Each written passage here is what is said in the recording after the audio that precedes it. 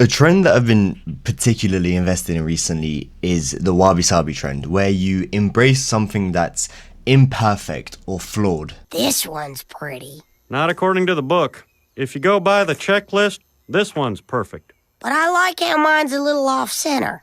It's got wabi-sabi. And I see these videos literally everywhere on my For You page, so I thought, what would be the best way to implement this trend into my YouTube channel and my passion, movies? I searched far and wide for a movie I could talk about. I went through all my letterboxd logged. I even tried to just go straight off muscle memory. What movie is imperfect or flawed that I loved? And I just kept on searching, but the answer was right under my nose. La La Land has always been one of, if not my favorite movie ever, but by no means is it a perfect movie, and that's where this trend comes in. You'd expect this movie to be Damien Chazelle's attempt at a perfect love story, but it's not.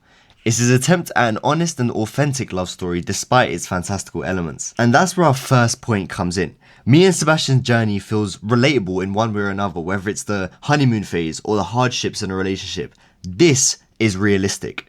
Whereas bright colours, big musical numbers, and Hollywood dream imagery are unrealistic. Us normal people don't fall in love whilst scenic backdrops paint a picture, and we definitely do not break out into song. But we don't mind that this stuff is there because it makes us feel a type of way. The dancing isn't perfect, okay.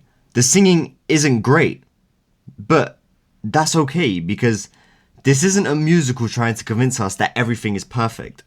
It's a musical that gives us a visual representation of how we feel in those rare moments where everything does feel perfect, until it isn't. In a dream world, we'd like to believe that no matter what happens, these two star-crossed lovers will always end up together, despite their desperate attempts at, being successful in jazz or acting. And that seems like the perfect end to a perfect love story.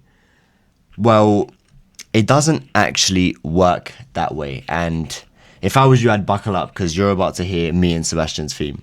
No, I'm just joking. I won't do that to you. They don't actually end up together, and we get an imperfect ending to what may seem like the most perfect love story out there. And with that, we engrave wabi-sabi into this movie. They drift apart and grow separately, and all whilst their relationship ends with no signs of betrayal or hatred that we often see in movies and series and even books. This movie doesn't, dramatically sabotage our trust.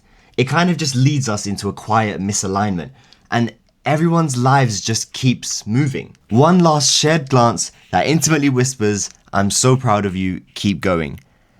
This hurts because, it denies us closure, but it brings us back down to earth.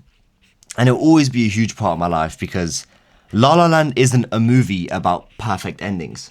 It's about accepting that some dreams just don't come true, and that love can be real without being permanent. La La Land definitely isn't perfect, but all of these reasons are exactly why I love it.